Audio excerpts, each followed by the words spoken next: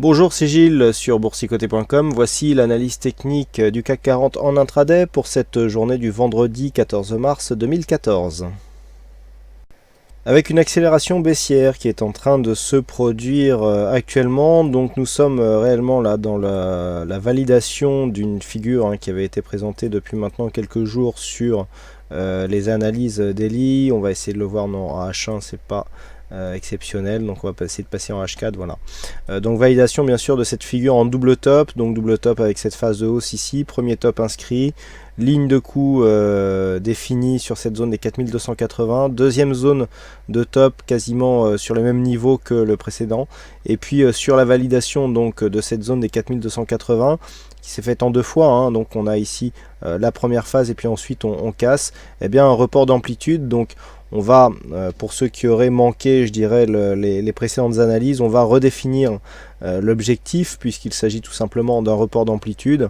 Donc on prend ici l'amplitude qu'il y a entre le premier top et la ligne d'eau, et lorsque l'on la ligne d'épaule, pardon, et lorsque l'on replace ce segment ici sur la ligne de cassure, voilà, nous obtenons un objectif. Alors l'objectif qui est légèrement différent de ce que nous avons sur le cash du fait des différences de cotation, les points hauts et points bas sont définis différemment, notamment au niveau de ce point bas.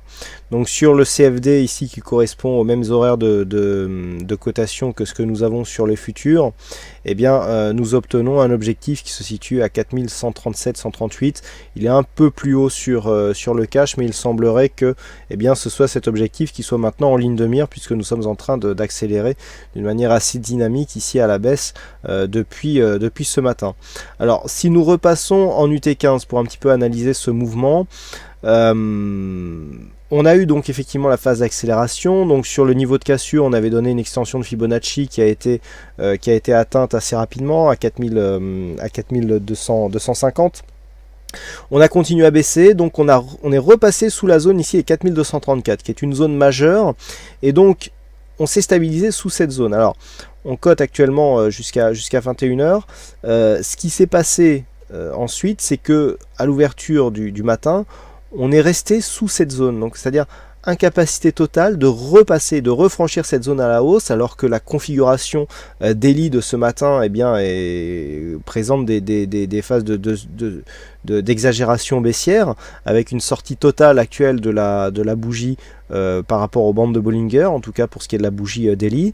On a eu ici une incapacité à repasser au-dessus de cette zone, et puis ce qui devait arriver arriva.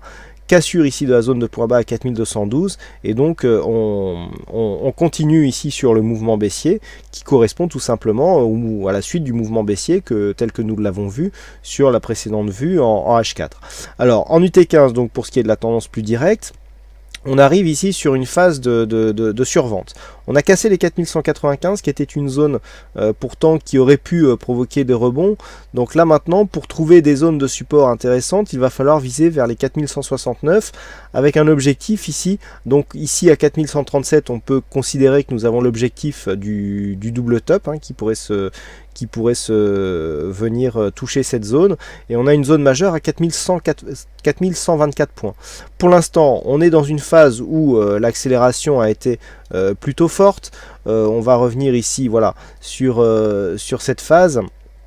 On a une exagération en cours, donc là on peut quand même, lorsque l'on commence à avoir ce genre de sortie, début de phase de panique ici, on a des petits rebonds techniques qui nous donneront, je dirais, plus d'informations sur la réelle force de cette tendance. Je m'explique. Lorsque nous avons ici des phases d'accélération, il s'agit de phases d'accélération qui correspondent à des petits mouvements de panique. Bon, on n'est pas sur un gros mouvement de panique, on ne perd pas grand chose pour l'instant. On a ici donc sur ces mouvements, lorsque le mouvement se stabilise, des acheteurs qui tentent de rentrer à bon compte. Si les acheteurs trouvent de bons points d'entrée et qu'il y en a beaucoup, on a de beaux rebonds techniques. Par contre, si on a ici un rebond technique qui réintègre à peine les bandes de Bollinger et qu'on en attend, on peut s'attendre à une poursuite du mouvement baissier. Ça montre que la pression baissière est toujours présente, et qu'en fait les vendeurs toujours présents sur le marché, qui n'ont pas réussi à tout vendre, attendent que certains acheteurs fassent remonter les cours pour se repositionner et entretenir donc le mouvement baissier. Donc pour l'instant, On est sur une phase ici où on devrait avoir une phase de stabilisation au-dessus des 4180 en vue d'un petit rebond technique qui devrait nous refaire passer aux alentours des 4200 points. Sur ce rebond technique, il sera bon de mesurer, donc je dirais, l'amplitude de ce rebond avant une rechute. Suivant l'amplitude que nous allons avoir, eh bien, on pourra mesurer, je dirais, la dynamique que nous avons sur cette tendance qui est en train de s'affirmer à la baisse, donc en milieu de séance. Donc les objectifs baissiers par rapport à la volatilité que nous avons actuellement et par rapport à la configuration technique, on est quand même survendu. On a encore un petit peu de marge sur le MACD pour venir sur les amplitudes, sur des grosses amplitudes. Malgré tout, on a les oscillateurs qui sont survendus, donc on devrait avoir un rebond technique avec cette bougie totalement hors-bol qui est en train de s'inscrire. Donc on devrait avoir un rebond technique en direction ici des 4200 points.